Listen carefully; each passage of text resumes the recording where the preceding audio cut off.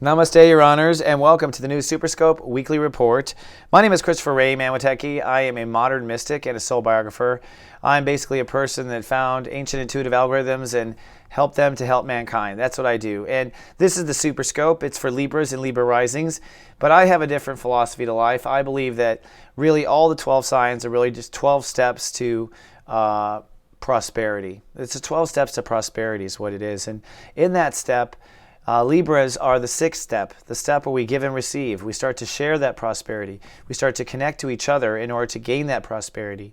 And we must be connected and not disrupt one another in order to have prosperity.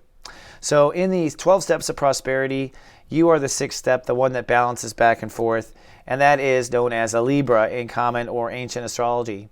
But I think it's all about the steps, and right now, the Librans are taking some radical steps in their lives, radical steps to change the way they balance. You see, in the past, prior to this moment, every Libra on Earth, and I mean in the history of humankind, has thrown themselves onto the scale in order to restore balance. So you've always gambled your own soul, gambled your own family, gambled your own life.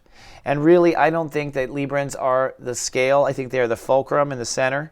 You are to be the center of two opposing forces and find the balance. You are to be the judge. But you are not to be on the witness stand. You are not to be judged by yourself or allow yourself to be judged by others. The judgment is simply based on the evidence presented. Is it balanced? Now, for you to be in that place of being really an honorable person where you're not letting yourself get thrown into dishonor every time you try to be a judge of something, whether it's the judge of artistry or the judge of peace, because that's what Librans do. They judge both sides and determine what is out of balance. But to get into that fulcrum, that's what this month is about. That's what this week is about, is deciding to commit to a fulcrum where you are going to first balance your own emotions before you ever balance anyone else. And it's your emotions. Now, the cool thing is you don't have to get it right.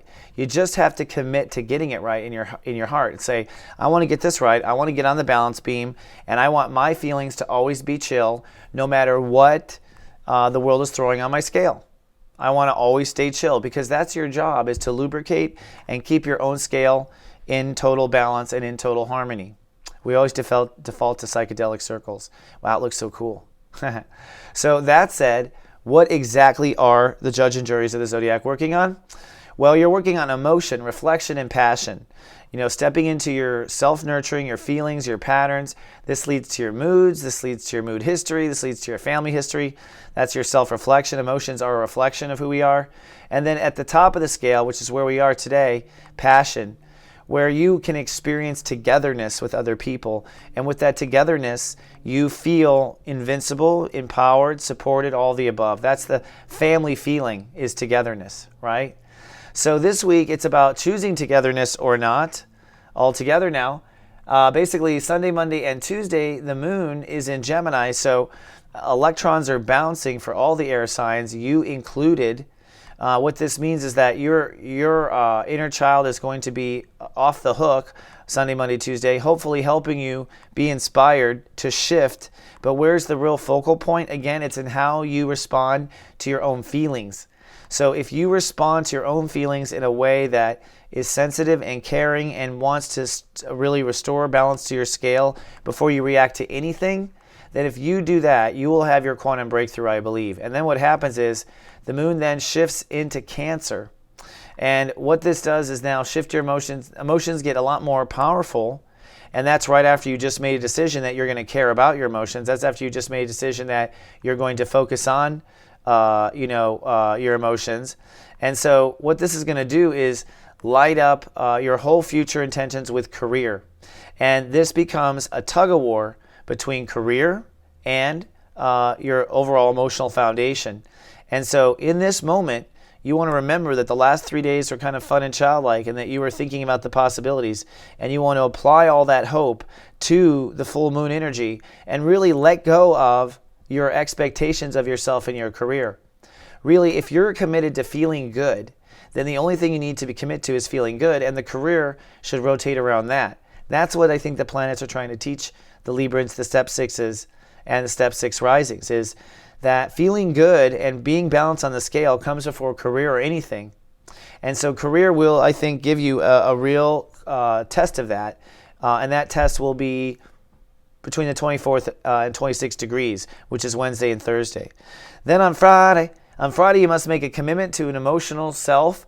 And you may be manifesting this whole commitment to your emotions and like whether or not to move out of your folks' home, whether or not to go to college. Like there may be a big looming decision in life, but at the bottom of it, it's about, are you emotionally secure? And as the moon is in Cancer, you're worried about your future. It's a full moon worry, and you want to let go of all those worries, because if you can stay balanced emotionally in yourself and commit to that feeling, then everything else will always calibrate around that balanced scale. So a final decision, and the moon moves into Leo, which makes you feel very public and social and empowered, because whenever you're in the spotlight, you really light up. So the universe will light you up for the decision. You will feel lit up, you'll feel on stage for the decision of what are you committing to. And again, you're committing to a feeling in yourself, and by that feeling, you are calibrating the scales. On Saturday, you take that decision into motion. And so this week is about discovering, deciding, and committing to an emotional foundation, a feeling of security, a feeling inside of you that you identify and go, that's it, I'm committed to that feeling, and I want that feeling to be my base feeling in the morning. My home must create that feeling for me. My life must maintain that feeling every day. That's what it must be. That is your rock, all right? And from that, you can balance anything, and you're going to see that. And then you want to go at the end of the week. So, all right, so let's look at the PLUR effect. If you don't remember, it is powered by PLUR. That's peace, love, unity, and respect. And looking at these, I've added the Mr. Happies this week. So when it comes to inner peace, the step 6s will, I think, be kind of blah on their inner peace. I think that you're going to be back and forth and typical in the, the Libra scales. I think a lot of this has to do with the moon in Gemini being philosophical, and then its career, and it's just a lot of inner verse, like threatening of the peace. And so I think your peace will be kind of blah. Excuse me, I did this wrong. Then in the outer verse, I think, like always, you'll be pretending to be very peaceful and happy. So the inner peace will be blah, the outer peace will be, oh, I'm chill, says the Libra. Now, when it comes to the inner love department, I think the inner verse will be sort of blah again, except if you get excited about your ideas when the moon moves into Gemini. But I think you will be basically kind of blah with the self-love. I think you're looking for proof. You're looking for it all to work out, and that's kind of typical. In the outer verse, I think you're going to be projecting yourself as kind of introverted, and so you'll be looking pensive in the outer verse, and you'll be looking like you're busy thinking about something. When it comes to the inner unity, I actually believe that all this concentration will leave the Librans to feel much more unified. And this whole lesson is going to unify your foundation. So I think you're feeling a lot more unified in the universe. And in the outer verse, I think you're pretending that times 10. Or multiplying it by 6. So multiply by 6, content turns into Japanese tourist. And then when it comes to respect, I think you are really authentically respecting yourself. The better you feel, you're going to find that the better you feel, the more you respect yourself. So feeling good is directly related to inner verse happiness. Oh, I keep doing that damn button. And then in the outer verse with respect, I think that you are, I think honest and fair and just. I don't think a Libra pretends to be more respected or more respected. Libras just pretend to be happy when they're not, or overly joyed about something when they're not, but they never pull off respect. That's something they're very honorable about and deserve the title of honorable for. Step 6 risings too. So let's look at a couple of things. One is I have an announcement, and this has to do with some great things going on in my life. I will probably not be doing personal readings to the public after March 1st. So if you want a reading with me, this is the time. I'm offering a reading sale even for 1 hour. Plus, you'll get a 30-minute follow-up anytime this year. But I am changing what's going on in my life, and I'm super excited. Don't worry. The scopes are here to stay. I'm just going to have to do other things. So something had to go, and that's what I chose is working with the public. It's very schedule demanding is why. So if you want one, come on down. I'll honor it. And if you're a lady step 6, come on down to gavenus.com because I'm giving a free week away of soul empowerment. This is a consumer protection network for women and empowerment for women. And it's something I've invented, and I'm ready to go live with it. I envisioned this years ago. I'm super excited, and I decided at the last minute to give it only to the women. I'll tell you why later when you join. But join for a week for free. There's no obligation to sign up right now. And lastly, I want to invite you to soulmark.me.